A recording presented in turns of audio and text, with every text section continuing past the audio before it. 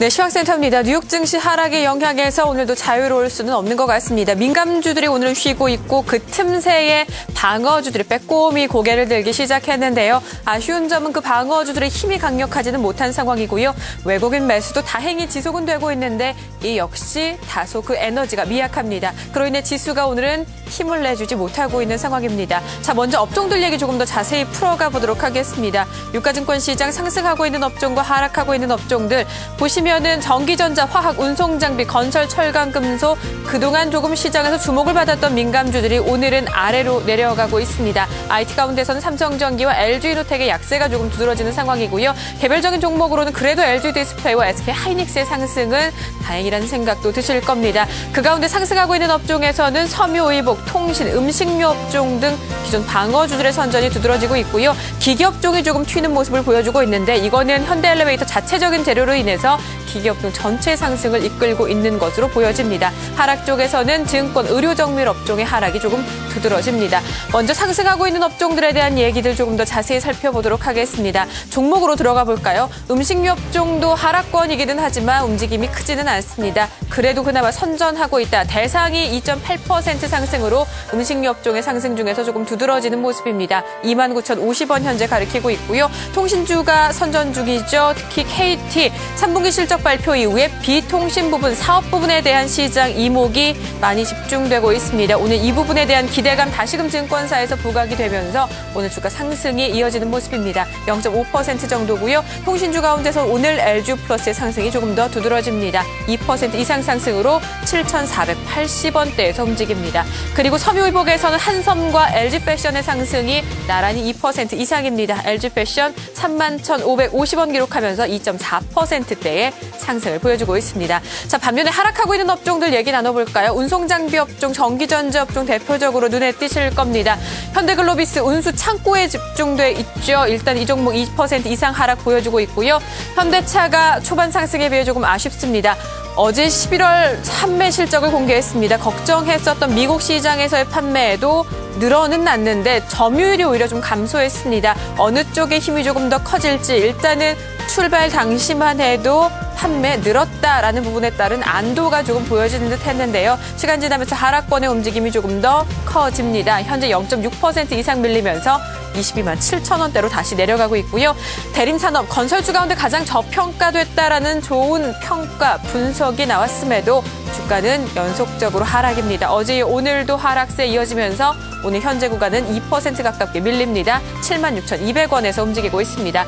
포스코도 내년 실적은 조금 좋아지지 않을까, 내년 연초 가능성, 기대감을 조금 드러내는 리포트들이 있었는데요. 주가는 2% 이상 밀립니다. 31만 7천 원 가리키고 있고요. 금호석유가 지난주에 상당히 선전했어요. 수요 부분에 대한 증가 가능성, 실적 기대감으로 몰리면서 한 주 동안에 10% 이상의 주가 상승을 보였는데요. 오늘 초반에 조금 힘이 빠지면서 밀렸다가 지금 보시는 것처럼 다시 상승권입니다. 0.89% 오르면서 11만 3천 원에서 금호석유 움직이고 있습니다. 자, 이렇게 업종들 양시장으로 좀 나눠서 살펴봤습니다. 또 하나의 포인트 수급입니다. 외국인 매수 지속이라는 말씀을 드렸습니다. 어제 2,700억 원, 특히 장 막판에 집중됐던 외국인 매수가 많은 분들 반가우셨을 텐데요. 오늘도 매수는 지속되고 있습니다만 보시는 것처럼 규모가 크지는 않습니다. 60억 원 정도고요. 기관 전체 매도 가리키고 있는 가운데 연기금이 유일하게 사주고는 있는데 연기금의 매수 여력도 오늘은 커 보이지는 않습니다. 개인 쪽에서만 300억 원 조금 못 미치는 수준에서 매수세 나오고 있습니다. 자, 그렇다면 외국인 60억 원의 순 매수 가리키고 있는데 어떤 업종과 종목에 조금 더 집중하고 있는지 자세히 풀어보도록 하겠습니다. 업종으로 살펴보면은 전기전자 업종에 대한 매수가 조금 커 보입니다. 이어서 제조업, 통신, 전기가스, 건설 업종에 대해서 외국인 소폭이나마 순 매수 보여주고 있는데요. 종목들로 살펴보시면 웅진에너지 정도에 조금 집중되고 있는 것으로 보입니다. 왜냐하면요, 순매도 종목들 보시면 SK하이닉스, LG디스플레이, LG전자 등 대형 IT 업종에 대해 종목들에 대해서는 집중적인 매도가 나오고 있는 만큼 전체적으로 전기전자 업종 순매수를 가리키고 있지만 특정적인 종목에 조금 집중되어 있는 것 아닌가라는 생각 해보실 수 있을 겁니다. 삼성전자는 순매수 보여주고 있다는 점 참고해 보시고요. 자, 매도 상위 업종으로는 철강, 금속, 운송장비, 서비스, 보험 업종 순입니다. 종목들에서는 역시 IT 개별 종목들에 조금 집중돼 있고요. 기아차와 STX 페노션에 대한 외국인 순매도도 확인해 보실 수 있습니다. 역시 보셨던 것처럼 업종들의 움직임도 강하지는 않고 외국인 매수이기는 하지만 그 힘 역시도 강하지 않습니다. 그로 인해서 코스피 지수 아래쪽에서 지속적으로 움직입니다. 1930선 위에서 시작이 됐습니다. 32포인트, 34포인트 부근까지 올라서는 듯 했지만 결국에는 다시 1930선도 이탈하는 모습이 나타나고 있고요. 현재는 1931.26포인트로 8포인트 이상의 하락을 보여주고 있습니다. 코스닥 지수는 상승은 하고 있는데 하락 전환 움직임도 나타납니다. 500선에 대한 버거움이 오늘 다시금 나타나는 것인지 일단은 500선이 최고점 1시간 동안의 모습이고요. 현재 보시는 것처럼 499.9포인트로 1포인트 조금 못 미치는 수준에서 상승이 나타나고 있습니다. 자, 시장 전체적인 분위기는 살펴봤고요. 종목들 얘기 조금 더 해볼게요. 일단은 실적 얘기 빼놓을 수 없겠죠. K스바텍 4분기 흑자 전환 가능성이 오늘 언급됐습니다. 주가 상승에 가장 큰 힘이 되면서 5.7% 오릅니다. 14,800원 가리키고 있고요. 오늘 한국콜마와 한국콜마 홀딩스도 강하죠. 화장품 부분에 대한 성장성 기대감이 다시금 주목을 받고 있는 건데요. 현재 한국콜마는 3.78% 오르면서 31,550원 가리키고 있습니다.